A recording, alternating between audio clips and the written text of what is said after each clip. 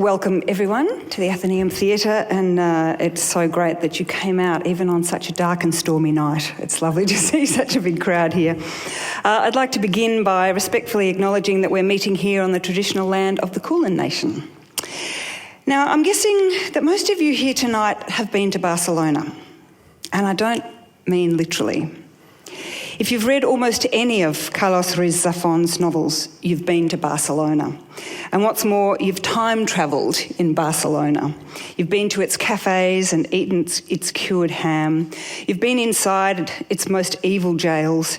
You've caught the trams and stood under the street lamps and wandered around the bookshops and probably developed a love-hate relationship with this beautiful, blood-soaked city. Barcelona-born, LA-based writer Carlos Ruiz Zafón writes fantastical literary thrillers packed with intrigue and adventure. Books that have other books at the very centre of their stories.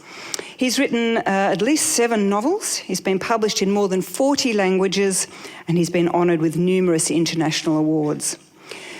So maybe you're one of the 15 million people who've bought and read his novel, The Shadow of the Wind, which is the first in a quartet of books that take their inspiration from writers as diverse as Enid Blyton and Alexander Dumas. So tonight we have a rare opportunity to find out how on earth he's done it. The plan is that Carlos and I will talk for about 40 minutes and then we'll open the conversation up to you for your questions to put to him before we close at 9:30. And in fact, when the time comes, there'll be mics on either side down the aisles there, so we'll ask you to actually get up from your seat and go to the mic rather than us trying to find you in the crowd with the mic. And keep in mind that the session's being recorded tonight. There will also be opportunities for you to get your book signed by Carlos because he'll be in the foyer signing books after the session's finished. So, Carlos, it seems to me that at the heart of most of the stories you tell is a deep and abiding passion for books. You write books about people who write and sell and love and treasure and sometimes even burn books. So I wonder if you could take us back to where your own passion for books first began. Well, I remember as a child, I was always fascinated by storytelling. Probably when I was a child, to me it was difficult to differentiate or to separate different kinds of storytelling.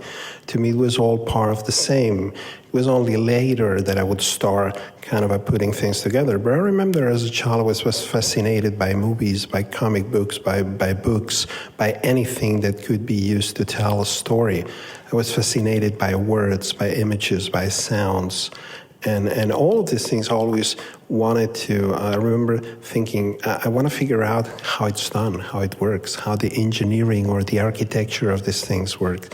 And it was only later, I think, maybe when I was in my teens, that I started to separate things and to think of books as a different thing, or literature and comic books and films and theater and all these things. But originally, when I caught the bug, so to speak, and I caught it very early on, to me it was all a big bag of storytelling. And was there, were books a big thing in your family, or was there much oral storytelling in your family? Not really. My family was not big on books or movies or music or anything like that. I was always the odd one. There was always the ongoing joke and say, well, you don't resemble anybody in the family. There must be like they switched the babies at the hospital. To this day, I think that's the true explanation. Either that or a Martian dropped me somewhere. I was just too heavy to carry to the final destination. So the stork, as they say, flying from Paris, when it crossed over the Pyrenees, they say, that looks good. And so it was Barcelona. They dropped me there, but I was intended to somewhere else. But there were never a lot of books around, or I was always seeking them and trying to find them, or asking my father to get me books, or I would borrow them. But at home it was kind of, there was a big TV, and that was about it. And so as this interest and understanding of different genres of books developed, which genres were you particularly attracted to as a reader? At first I would read anything. I think like most readers, you read whatever is available close to you. And I remember I would read First, the books that my father was buying, and my father bought different kinds of books. One kind was collections that at the time I think in Spain were very fashionable, or that were collections of classics, like all the Nobel Prize winners, and they were printed in this really thin paper in tiny microscopic type that was very hard to read, and the pages were kind of transparent. So when you were reading them, you could hear both one side of the page and the other, which was a nightmare. Maybe this is why I'm wearing glasses to this day, because I was trying to decipher, I don't know, the complete works of John Steinbeck and Somerset Maugham and Thomas Mann. And there were a lot of these books that my father had bought. They all looked the same. I think you could buy them by meters or something. You know, people would do this and they look very cool. Say like, I'm a cultured person, I have books. So I would read these books. And on the same time, I would read comic books. My grandmother was gracious enough to buy me Marvel comics. And I loved Marvel comics as a kid. And then I would read also crime novels and science fiction and then classics, and I would read everything. You know, to me, even the same way that I was saying that at first I didn't differentiate things, to me it was all part of the same, and I was intrigued at how these things work, how they were created, how the technique to generate these things. So it was only much later that I started to put Raymond Chandler on one side and Thomas Mann on the other side and Cervantes on another side and the X-Men on their rightful place. In the beginning, I had all them mixed together, like Don Quixote was there with the Captain America. It was kind of a mess. Well, I mean, I think that's very interesting, because one of the things that's often said about your writing is that you are mixing and matching genres. You're creating this whole kind of hybrid thing, which we'll get to a little bit later. But it seems to me that the heart of probably your most famous best-selling novel, Shadow of the Wind, is a labyrinth. So there's a cemetery of forgotten books, which is a kind of a labyrinth, but the plot itself is like a labyrinth too, winding backwards and forwards in time, multiple layers of storytelling, different voices adding to the portrait that you're building up of this mysterious character, Julian Carrick's. How do you plot a story like that? I mean, what are the mechanics of it? Well, they're complicated. I always say that I'm good at complicated things and not at simplifying. I like complications.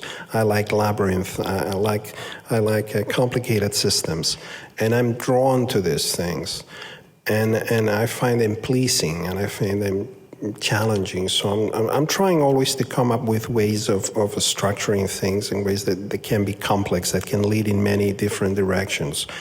And the way I do it is I think about it a lot. I design plots, I design story arcs, I design things in many layers. And especially I think when it doesn't matter how much you plot and design and conceive things, everything has to be redrawn over and over and over. To me, writing is essentially rewriting. And I start with a concept, with an idea, with a number of things, and I start designing structures around them. What I try to design also is things in layers, so that there's not just story threads or storylines, but that there are many different layers that overlap and get into each other. And this gets complicated. It's like a huge clockwork mechanism, so to speak. And you start designing this thing and you start complicating it. But do you design it and then make it, or do you make it as you're designing it? I've noticed that over the years, I remember when I started writing stories very early on, I was improvising things. When I was a child, I started writing before I was 10 years old, and I was making up the stories as they went. And then I would go back and trying to figure out what I had done, what were the problems, what were the structural devices in there. The older I got, the more I would start thinking about what I was going to do before I was doing it. And now in the last over 20 years, which I've been a professional writer, making a living doing this, what I do more and more is think about everything a lot for a long time and juggle all these elements in my mind. And when it gets the time to execute it, I need to have everything planned out, and then I change everything again and again and again and again until it does exactly what I want it to do. I like to think of a book as a novel as a Gothic cathedral made of words. And I think, of course, to do that, you need to figure out all the mathematics and all the engineering before you start building anything, before you lay the first brick. But once you do that, you realize that it doesn't matter how many calculations and how many plans you have, you may need to redesign and restructure and change everything until it's not perfect, but at least it's as close as possible to your original idea. So the little community of characters who are joined by this cemetery of forgotten books and who are a part of, I think, at least four of your novels, did you keep coming back to that community because of the characters or because of this, I guess, conceit of the cemetery of forgotten books? Did you have this sort of series of intergenerational stories linking all of these people, or was it just you just kept thinking, I'm going to come back to that? No, actually, this is an idea that came to me from the beginning when I started working on Shadow of the Wind. I had the idea for these 4 different stories. And the way I saw it in the beginning, I remember, I was maybe 20, 30, 40 pages into The Shadow of the Wind. I still thought I could do it in one book, that it could be some kind of monstrous 3,000-page book, something, like a huge cube, and maybe I could figure out, the ultimate door stopper of all time. But then I realized that this would be a monstrous book, that you could not sell this thing in a bookstore, that people would die underneath it trying to read it. The word reader would be on the papers, reader asphyxiated underneath Carlos Ruiz Zafón latest book, and I say, no. And the thing is, what I wanted to do with this, I realized back then in the beginning of the book that I didn't necessarily want to create a sequential story or a saga. What I wanted to create was, as you say, a labyrinth of stories that had 4 doors of entries. So there would be 4 different books. Each one of the books would have its own personality, its own voice, but it would be connected to the others. And you could read them in any order. You could read 1, 2, 3, 4. You could read 1 of them. You could read 2 of them. And depending on what door you took into the labyrinth, depending on the route you made for yourself, your experience as a reader of the story, of the angles of everything would be different, would be new, would be constantly rearranging itself. So when I saw this in the beginning, I thought, the right way to do is to break it in 4 books and create them as these different entities, these different parts of a clockwork mechanism that is be constantly twisting around. It's interesting you do this with your hands, because for me those books are like a Rubik's Cube. You have to sort of look at them from different angles to make it all make sense. Of the idea, the Rubik's Cube, you have a mental image of how it should be, but then you start playing around with the math of it, and then you lose your way, and then you find it again, and then you have to calculate things. I like that idea, and I like that idea of approaching a story, which is essentially a story of this boy who has lost his mother and wants to find out what's going on in his life, and then all the characters that surround him.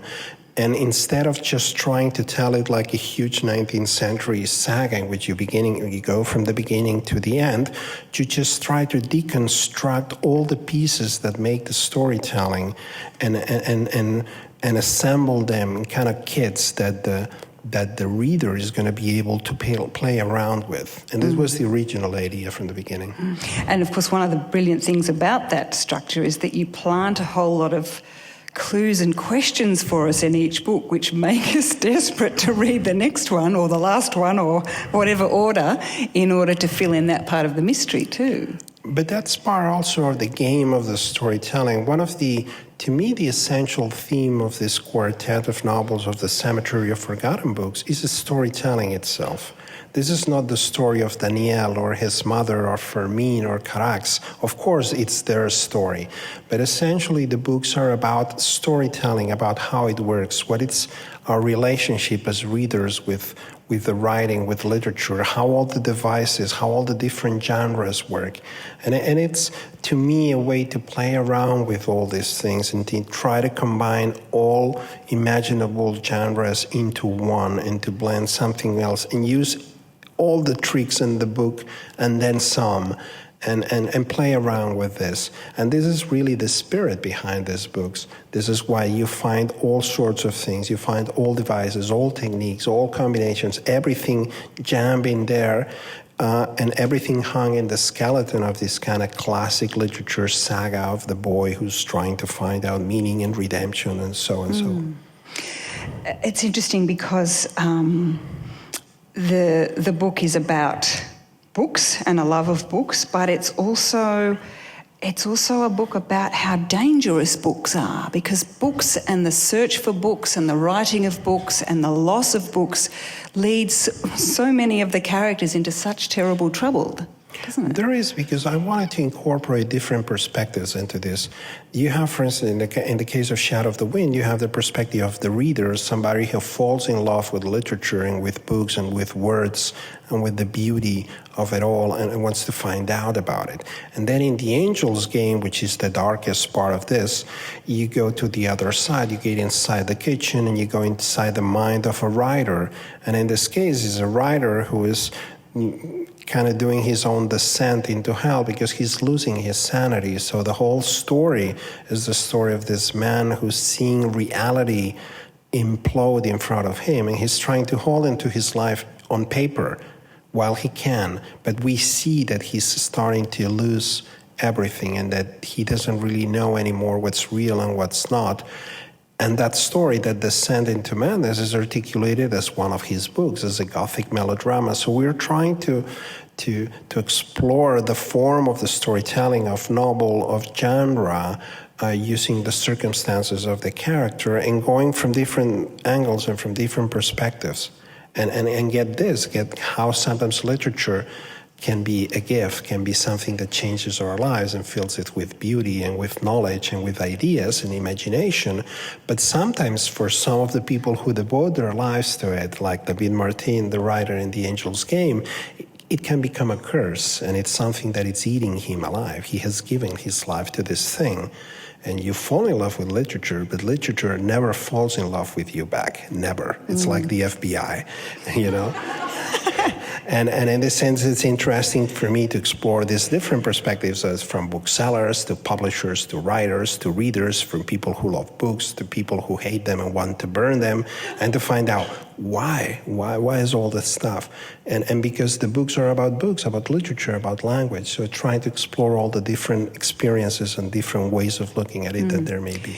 And why do people want to burn books? I mean, they do it as fictional characters in your books, but, you know, through history, people have wanted and have actively burnt books. What is that about? Well, I think books traditionally have been the repository of beauty and knowledge, also of ideas and conscience and memory. And I think the idea of memory, of identity, memory is what defines our identity. We are what we remember, what we know. And we can only absorb or we can understand the things that can be articulated in a language. It could be a verbal language, it could be the language of science, of numbers, of music, of math, but the human brain cannot absorb or transmit or learn or do anything else that doesn't follow a storytelling sequence. And this is why books and words and ideas are so important. And this is the first things that we try to destroy. When you see a culture tries to destroy another one, the first thing they want to destroy is their culture and their language. That's the first thing they do, because when you destroy language, you destroy identity. When we think of ourselves, people think what defines them closer, how they feel they belong to a group, to a nation, to a culture, to something. For most people, the first call will be language. This is what gives them a sense of unity, and they feel closer to those who speak the same language as they do. When they find somebody who speaks a different language, that's the other, that's the foreigner, that's somebody else. It's not about borders or flags or even races, it's about language. And all of that, the articulation of language, of ideas, is in books. This is why sometimes we want to destroy them, because to destroy books is to destroy the mind. In The Prisoner of Heaven, your character Daniel Sempere says to an academic friend of his, "You should write a secret history of Barcelona seen through its accursed writers, those forbidden in the official version." And that's kind of what you've done with these novels, isn't it? Yes, this is what I've tried to do. I've tried to tell what I feel is the real story, not just of Barcelona, but the real story about many things, which is never the official story. And try to go to how things really work. And what are the motives and what are the passions that motivate people, and hatred and love and greed and envy and desire and fear and longing and generosity and all these things that make human nature and make us good and bad, and a mixture of all these things. And try to see how they actually work, rather than try to follow the official version of how things work, or try to say, yes, this is how it is, or this is how a nation works, or this is how a city works. It rarely is the way we are being told. And I'm trying to find out from the grassroots of the characters, of their lives, the reality of things. So I said earlier, that the heart of these books is a passion for books and writing. But the other deep and abiding passion that it seems to me comes out in your writing is for the city of Barcelona itself, which is a place that I've visited twice and, totally fell in love with, as many people do. But you offer the reader an extraordinarily vivid sense of place in these novels, almost kind of very dark literary tourism. What is it you love about Barcelona? Well, there's a presumption there, isn't there, that you love Barcelona? Well, Barcelona is the place I was born and raised, and so I always say that when I think about Barcelona is my mother. It's the place where I came out. I'm a product of that city. And there are many things about Barcelona I don't like. There are many things I like. There are many things in which I have conflicting feelings, because Barcelona is a city that, especially over the last few years, has become extremely touristic. So people go there, and it's a beautiful city. And people go like, oh, Barcelona, blah, blah. So everybody is in love with Barcelona, which is, I don't know, what may happen to me if I go to Florence or to Venice or to Rome or to Paris. You go there and you see beautiful things, and you go, ooh. And this happens to people who go to Barcelona. I cannot be a tourist in my own city because I was born there. I'm a product of those streets, so I see it differently, and I see many different layers, as each one of us sees the place where we were born. It's a different relationship you have. So I think at some point, all writers want to come to terms with the roots, with their origins. The first 3 novels I published had nothing to do with Barcelona. One was set in the south of England during World War II, the second in Calcutta in the 30s, in the third in Normandy in France. It wasn't until the 4th book I published, a novel called Marina, which I there kind of go back to Barcelona and try to start figuring out what were my feelings around the city. And after that, in this case, what I decided that I wanted to do was, rather than portray the city as it is, which is impossible because there are as many Barcelonas or as many Melbournes as people who know them. It's what is a city? A city is many different things. But I decided that I wanted to create a character based on the reality, on the fact, on the geography, on the history, and try to get to the soul, to what to me is hidden in the heart of Barcelona, and try to portray that as a character. And this is what I've been trying to do in this, rather than using it as a backdrop, trying to do what you do with characters, that you write lines for them, and you create scenes, and you create costumes and makeup, and you move them around the stage, and you try to play around with them to tell a story. And so my relationship with Barcelona is complex. It's the place where I came from, and it's the place where I still live part of the year, and I would say it has improved over the years. I think Many years ago, when I was much younger, I had a need to get away from the city that I could not really understand, but I needed to go away. And I think in time, I'm much more in peace in Barcelona. I've made my peace with it, and we're fine. I think we tolerate each other fine. And we even like each other a little bit. And so we now have a friendly relationship where you say, hey, how are you doing? Oh, you're back. Yeah. So how long are you going to be? Well, a few months. Oh, great. Wonderful. So I hope it doesn't doesn't ruin it or something. Barcelona, as with many, many parts of Spain, has a very dark history, particularly during the period that you're writing about, or that the characters that you're writing about are reflecting back upon. The Civil War, the lead up to the Civil War, post the Civil War. And I wondered, did you have to do a lot of research to recreate that time in your novels, or is the knowledge of the level of complex violence and cruelty that you write about, is that still very present in people's minds in Barcelona? I don't think it's present, especially people who didn't live through it, and sadly, most of the people who live through these terrible circumstances have passed away or are very elderly. So I think most people today wouldn't even dream or think about the things that happen in the same places that they inhabit or that they're having fun not that long ago. But the same could be said, I think, of all of Europe. When you go there, imagine what was going on, I don't know, in 1945. And now you go to Europe and you walk around any city, it's like, the end of the world happened here half a century ago, and now it seems like it's all Benetton mega stores and coffee houses and things like that. So history, high unemployment. Yeah, and high unemployment. So it may go back again to the loop. But the thing is, history has its own mysterious ways of disappearing, apparently, but it stays there. I've always been very interested in history in general, in the history of Europe and in the history of course, of Barcelona.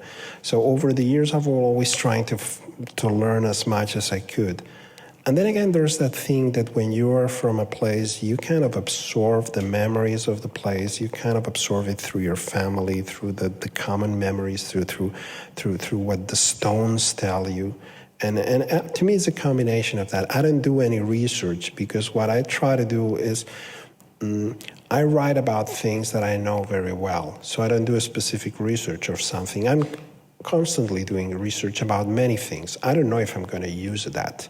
I just like to learn things, and because I'm interested in these things. It may happen that 15 years down the line, I may use 1% of what I found out about something in a story. And then it's good that I know about it because I'm able then to use that and to use that in an honest way in which you know what you're talking about. You're not frivolizing it or you're not phoning it in. But I don't do a specific research, especially about the city of Barcelona, because I don't need to. Mm-hmm. If I was writing about Melbourne, even if I had lived here for many years, I would need to really try to find, and even then probably would be shy about talking about certain things because I would tell myself, what the hell do you know? Mm. You cannot write about, you cannot talk about these things because you cannot understand them. Mm. It's interesting that the first few novels that you wrote were classified as young adult, and then the next four were classified as adult, and I wondered whether you consciously sat down to write these books for specific audiences, young adult or adult audiences, or whether that's not such a big, clear division in your mind when you're writing. To me, it was more of an accident, really. The first book I published over 20 years ago won in Spain at the time a big award for young adult literature that came with a load of cash. And at the time, of course, I was trying to survive as a writer and make it. And I think I was so aware of how hard it is to survive as a writer, to make a living, just to stay there and don't fall down the drain. That the fact that I unexpectedly had found success in a field that I never thought was going to be mine, because I never planned to be a young adult writer, I didn't even understand the genre that well. To me, readers were readers. And if you like to read, you could be 10 years old or 90. And I never really fully believed in the separations of genres. When I thought of myself as a young reader, I thought, when I was a kid, I would never read something that was labeled young adult or for kids. I would read whatever I wanted to read. And so at the time, I had a conflicting feeling about it because I found this success with this first book for young adults, and then the book was doing very well and has been doing very well ever since. And I think because of that, I kind of maybe subconsciously or not, or just out of trying to be very conservative and very cowardly, I kept on writing books for young people because I had found success there, and I thought that I could make a way there.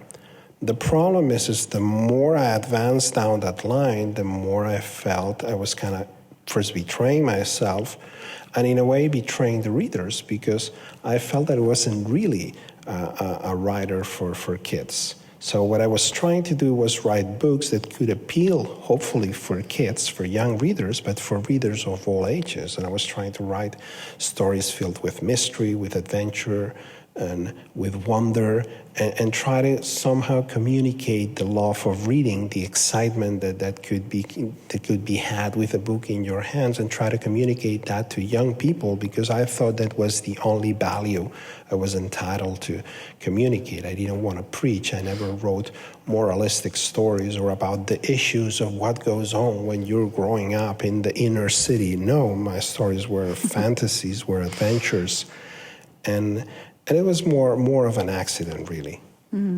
I was looking at a website today which had a list of suggestions of what you have to include in what they call a crossover novel, something that's going to appeal to both young adults and adults for it to be successful. And it included have at least one teenage character and make things more complex, not less. And it seems to me, you've ticked both of those boxes, haven't you? Well, this is wisdom after the fact, I think. Right now, I think there are a lot of theories. They found that right now, young adult literature is one of the main markets and publishing around the world. Back then, when I published my first novel that was labeled young adult, even the expression young adult novel didn't exist. They were called books for children. This was before the internet, many years before Harry Potter and Twilight and the Hunger Games and all these very popular. And this was before these things that you find now in American bookstores that says is a huge section called paranormal teen romance, where you find these kind of mysteriously sexy vampires in high school. And I look at those books and I think, oh my God, this is the end of the world. You don't think, I must put a vampire in my next book. I think the human race has like 6 months. It can't have any more. If this is what it's in bookstores, you get this sense sometimes. But back then, none of this stuff existed. And the ideas of what was young adult literature or what you could write were not as defined or marketed as they are today. But yes, I guess if you're going to write for young people, include at least one teenager. Call him Harry. And try to make... And the thing you learn quick when writing for young people and do your best, because young readers can be the best audience you have because they're sincere, they're not snobby, they're not conditioned, but they're merciless.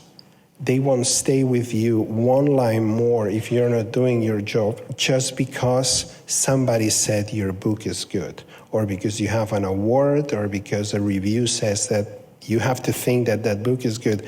They don't buy that stuff. They start reading and saying, okay, and you're out of Back the picture. Back to the computer. So it is a good school in a way. Another thing that I saw on this website, it pointed out that in Victorian novels, youth typically ends with marriage. In modern novels, it often ends in disappointment. And quite a few of your novels have ended in marriage. Or with restraining orders. It would call suburban paranormal romance. It ends up with, I don't know, with restraining orders and child molesters and things like that. Legalized and people who vampire don't pay marriage. alimony, yeah, things like that. Well, it seems to me that the other thing that's very much at the heart of so many of your novels is friendship. And in particular, in the quartet, the friendship between Daniel Semper and Fermin Romero de Torres, who, what a fantastic character. And that is a really, really special, unusual and intense friendship, isn't it, between those two men? It is. It is one of the main threads in the story, is this relationship that Daniel has with this character. And I think the more we go into the books and the more we know about what's hidden in the story, the more important the figure of Fermin becomes. And we need to understand what he has done with his life, who is this man, why he has become the man who he is, and to understand what he has done for this kid, for Daniel, that apparently he meets accidentally in Shadow of the Wind, and then we found later on that it's not really an accident of fate, that there were other wheels of fate turning around, and that what Fermin has done has a great meaning. And one of the things in the story I think is more important. There are many. At the end of the day, the stories are about the relationships, are about the characters, about what's in their hearts. Mm-hmm. And there are many stories. There are love stories, there are hate stories, and there are friendship stories. And one of the strongest and the most important in the fourth books is the relationship between Fermin and Daniel, because it keeps evolving. At first, Daniel is kind of a mentor to a child. This child becomes a man. And then Fermin turns out that he's been a protector and a best friend, but is the one who has been concealing a big secret that concerns them all. So the whole thing keeps complicating, and their friendship evolves over time, and it's going to last through their lifetimes. There's also some wonderful sort of archetypal qualities to Fermin. At times he reminds me of King Lear's fool. He's always the guy pointing out how idiotic the guys in power are, isn't he? Sort of the prankster, the jester.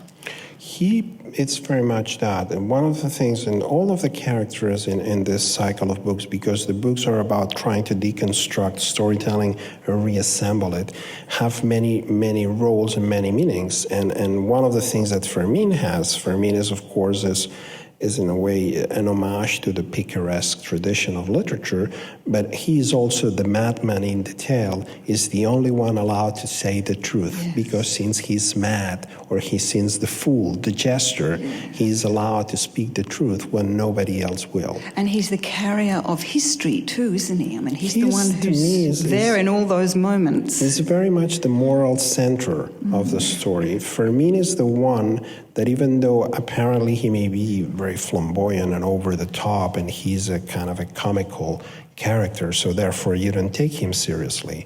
But when you think about it, when everybody else has lost the thread, the one that has his eyes on the ball, the one who really knows what's going on, the one who is never fooled and whose moral compass is really, really sharp, is Fermin.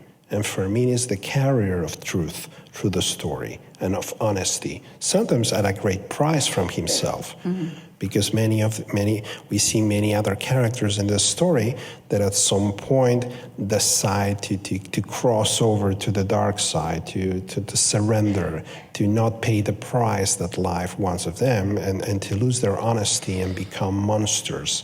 While Fermin, who's had many opportunities and motive to do so, is a man who always strives to be a better person, is somebody who's always staying honest and decent. And he pays a huge price for that, and he endures a lot of pain and a lot of hardship.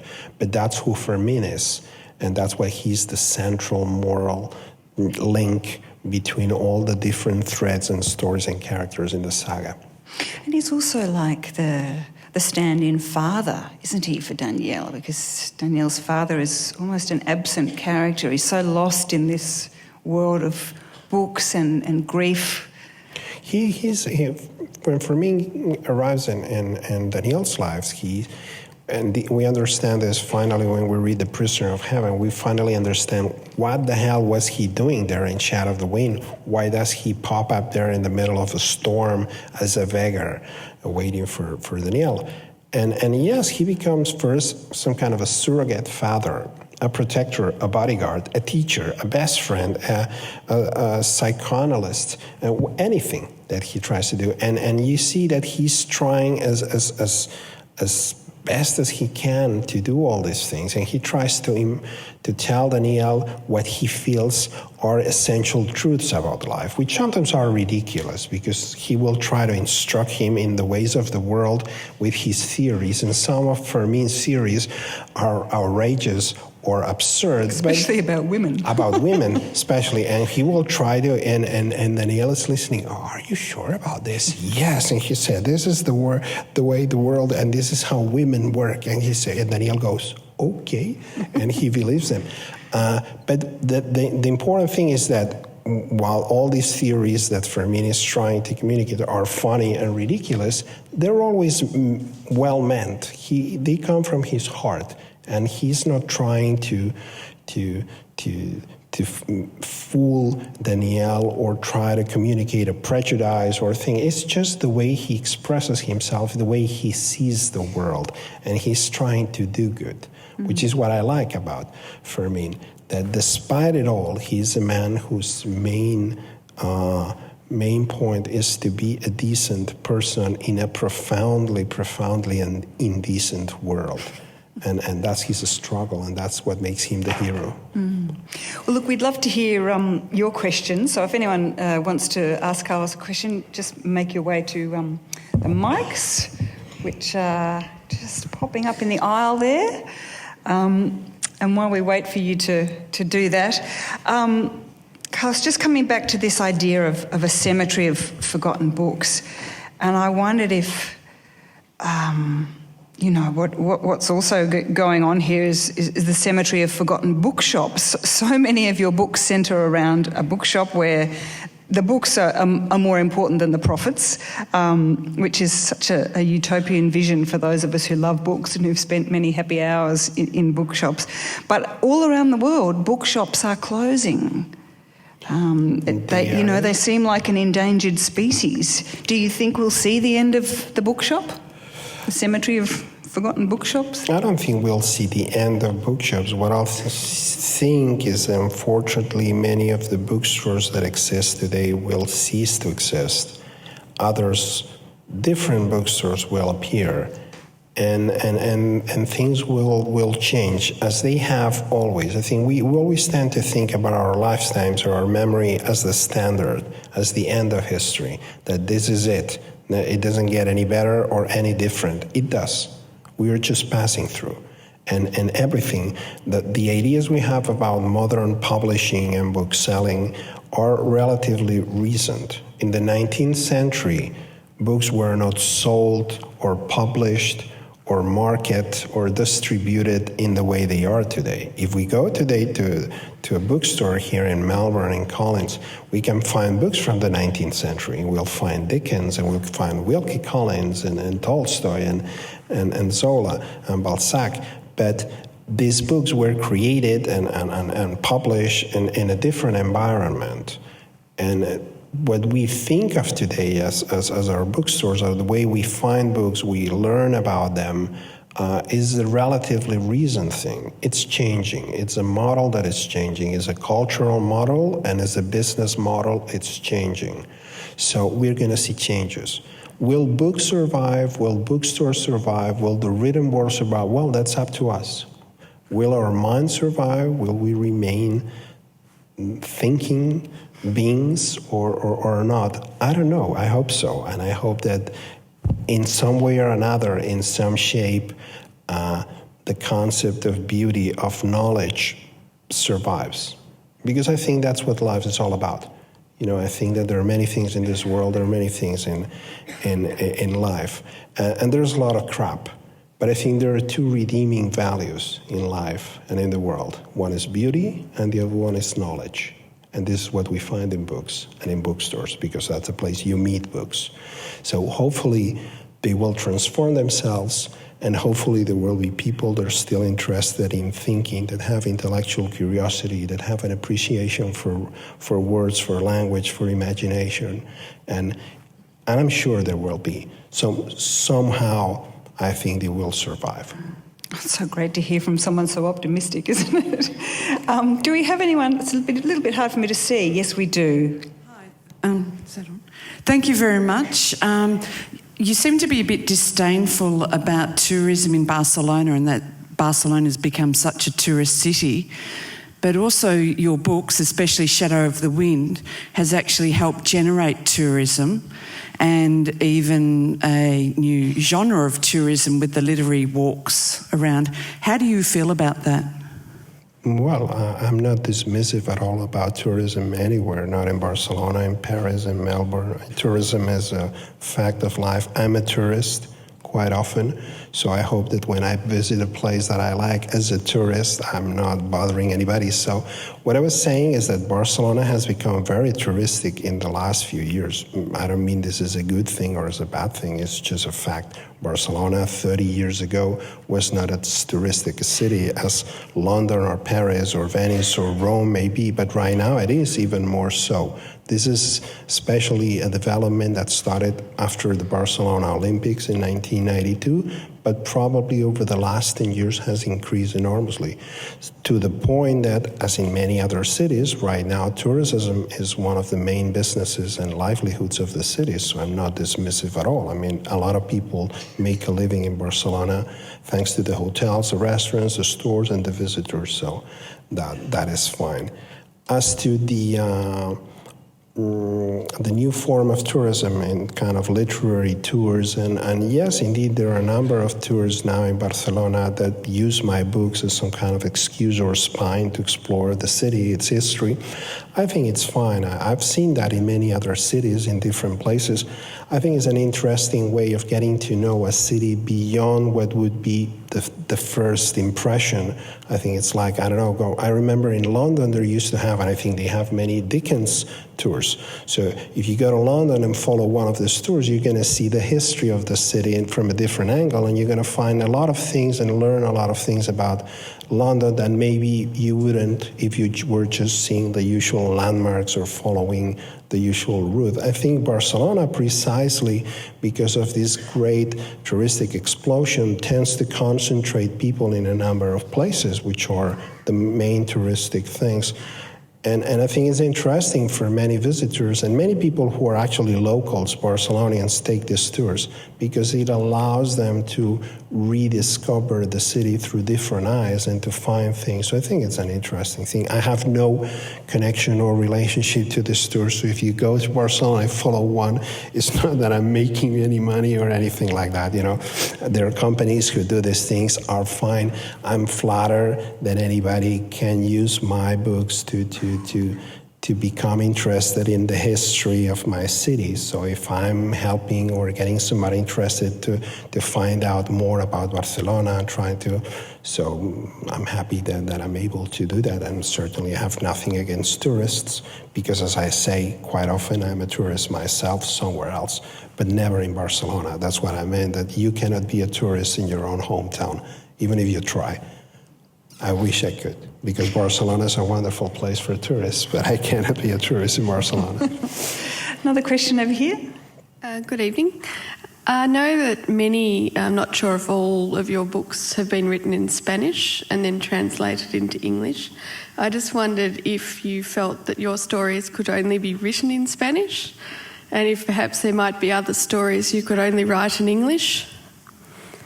Well, it's a very interesting question. I think that, as a writer of fiction, I think most writers of fiction, even though they may know different languages or may be tempted to experiment with different languages, I think there's a very strong connection to the first language in which you learn to read and write, which is accidental. You don't choose that. You were born in a place or you were educated in a language which you don't choose. But that first connection you establish with that, I think in the case of for writer of fiction, of literature, is so strong, it's so important that to fool around with that gives me some reservation. of course, I've noticed I've written things in English when I was not writing novels. I was writing some other things. And you notice that the way you think and the way you play with the language is different. And in my case, for instance, I know that when I'm writing, for instance, in English, I have a tendency to be much more playful or to be clever or things like that, because you're much more self-conscious about your relationship with the language in that language, while if I'm writing in Spanish, I'm not. So I don't discount the possibility at some point of trying to write in English, or why not? But I'm sure it would be a different kind of material, because the relationship for the most important thing about literature is language. That's what you do. You work the language. That's what a writer does. So if you switch the material you're using, you're playing a different ball game. So I don't have the answer to the question. Maybe I will. Maybe I'll try to torture you in a different language. If you're patient enough, I hope you don't run away and you try to learn whatever I write in different languages. Any more questions in the audience? Yes, we have one over here. Hi, you live in Los Angeles, which is a city that's misunderstood by people who haven't lived there. It's a quiet city, surprises a lot of people to hear that. A very safe city. Can you write Barcelona when you're living in Los Angeles, or do you write Barcelona when you're in Barcelona? Do you need to be away from it? Is that too close to you when you're actually there? Yes, actually, and I want to remark something you said that is very true. I think Los Angeles is one of the most misunderstood cities in the world. Certainly it's the most misunderstood place I know in the entire planet. I think that you can only understand it if you've lived there for a while. And that said, essentially, I try to work always in Los Angeles. I'm much more productive. I concentrate better in Los Angeles. And most of my books have been written in Los Angeles. And most of the books I've written that use Barcelona as a character, as a background, have been written in Los Angeles, for instance. And sometimes it's funny because people tell me, well, I think, let's say, about Shadow of the Wind is a very emblematic book of Barcelona. To me, Shadow of the Wind is 100% Los Angeles. It's a made in California book. The book that I wrote mostly in Barcelona is The Angel's Game, and I think it shows.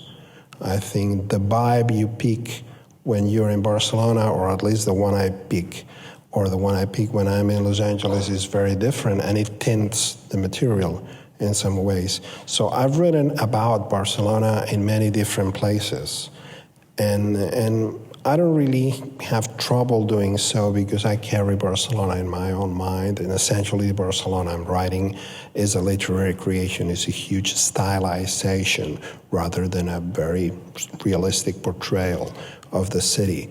But I tend to prefer to work in LA because for some reason it's easier for me, I concentrate better, and as I said, most of these books that use Barcelona are 100% made in California. What do you mean when you say Shadow of the Wind is a Californian novel? Is it because it's so cinematic? No, I think because of the way it's constructed. I think right now, because Shadow of the Wind and the other books became so successful and they were very, very popular in Spain as well, they are looked upon in a very different way as they were before they were published. When Shadow of the Wind was going to be published in Spain many years ago, I remember that everybody in published told me repeatedly that this was the most un-Spanish book conceivable, that it was impossible to sell such a book in Spain, that nobody would read it, that it had nothing to do with the Spanish literary tradition, that they didn't know what it was. There was a reviewer, one of the main reviewers in one of the main papers, that took 4 years to review the book because he said that he had to read it 5 times because he could not understand it and he could not write a review about it. All of this sounds ridiculous and comical, but all of this was going on at the time.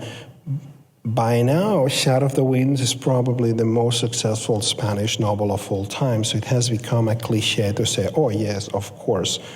It was not. when it was published, in which it was a novel that was only accepted in Spain after it was a huge success outside of Spain. And I never found that surprising. And because to me, it had nothing to do with it. It uses a stylization of Barcelona, it uses the history of Spain, but it has nothing to do with what was being done in Spain at the time. It has nothing to do with what is the contemporary Spanish publishing panorama. Not that that is good or bad, it's just the way it is. And it was 100% Los Angeles in the way that it was created outside of the tradition, outside of there, and the connection was more to my own memories of the city, to my experience as a person born and raised in that city, so it had to do with my own inner world, but it was completely unlike any other book being published at the time, and I think it has no really any connection to the same way that the others book don't have any connection to it. So this is what I mean, that it's a made in Los Angeles, because to me it's the product of my years in Los Angeles. It's not the product of my years in Barcelona. I decided to use elements from my own memory, but it could be said anywhere, and the same stylization could be made of any other place, and so the books are not really about the city. The city that appears in the books, it's a character based in the city that exists, that is extremely stylized, but it's about something else. Probably got time for just one more question. Down here. Hi. One of the things I love and I particularly noticed in your work is that each and every character, even if they play only a relatively minor role, a lawyer appears for a couple of scenes, you still give them their own beautiful, elaborate backstories. And I was wondering if that was something that you felt was really important, was that each and every character got their own little personality and explanation in the story.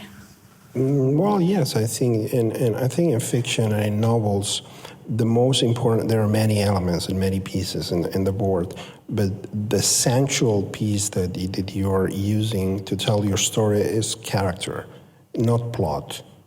I think sometimes people think novels are about plot.